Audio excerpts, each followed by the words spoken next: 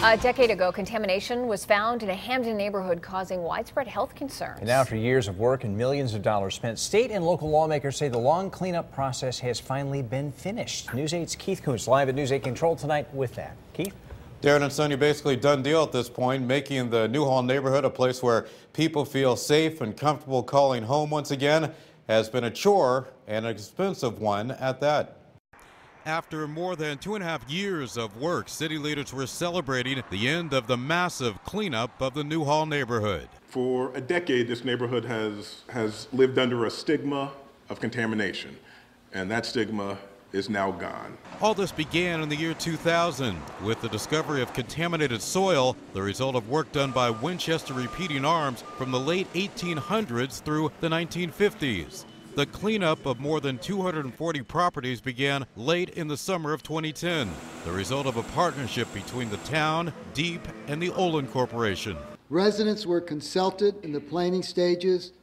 Materials from condemned structures were recycled where and when possible, and nearly 5,000 trees and shrubs were included in an effort to jumpstart that aspect of this neighborhood as well. The $70 million project was not without its bumps. A number of Newhall residents told News 8 as recently as last summer about their frustrations. Hundreds of homes and families. But today, those who worked on the neighborhood makeover were beaming about the upgrades to driveways, fences, decks, and sidewalks. In the process of excavating from ground surface down to 4 feet, we intercepted the infrastructure, utility lines, oil tanks, removed the waste fill, and had to bring in clean soil.